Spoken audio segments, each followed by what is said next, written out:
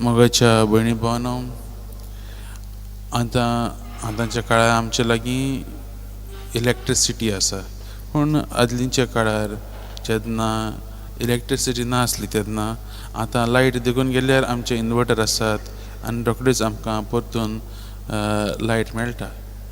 पूण आदींच्या काळार लायट ना जाल्यार आमी रोखडोच दिवो वात पेटयताले.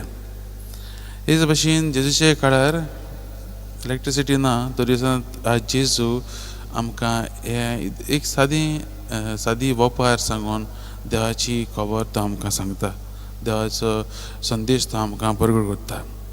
आनी आमी जाणा आदींच्या काळार एक दिवो ताचो कितलो आमी बारीक बारीक वावर करूंक पडटालो, म्हणजे कितें तातूंत तेल घालप आनी कितें जळटा तें वस्त घालप, मागीर दोरी घालप, सगळें चलतालें तें आमी सगळें नितळ करूंक पडटालें.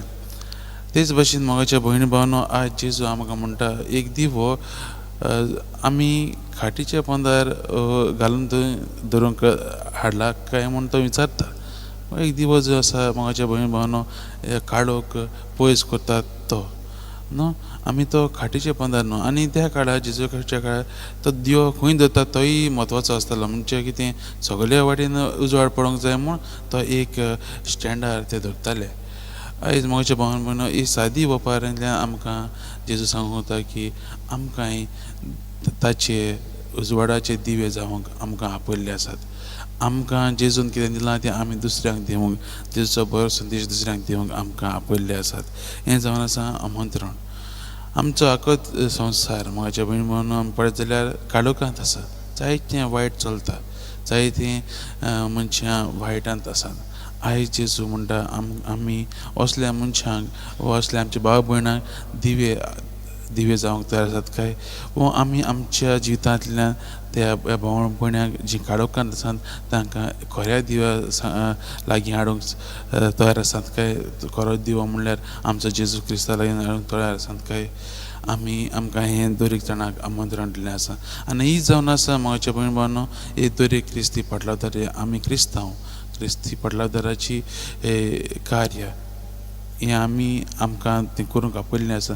दुसऱ्यांक उजवाडाची मनशां जावन आनी तांकां सगल्यांक दुसऱ्यांक जी काळोखांत आसात तांकां उजवाडा लागीं हाडूंक. आयज मोगाच्या भयणी भावांनो, ह्या वाचपाचेर नियाळ करता आसतना आमी आमच्या जिविताची नियाळ करून पळोवया. आमी आमच्या जिवितांत दुसऱ्यांक बरीं मनशां जाल्यात काय, दुसऱ्यांक उजवाड दितलीं मनशां जाल्यात काय, आमी दुसऱ्यांक वायट करतात तसलीं मनशां जाल्यात काय, हो प्रश्न आमकां करून पळोवया. आनी देवा लागीं कृपा मागुया आमकां तें बळ आनी ती शक्ती दिवंक, ताका पयलो अनुभवूंक, ताचो उजवाड आमी अनुभवून आमच्या जिवितांत तो उजवाड पेटोवन आमी तोच उजवाड दुसऱ्यांक दिवंक त्या लागीं कृपा आनी बळ आमी मागुया.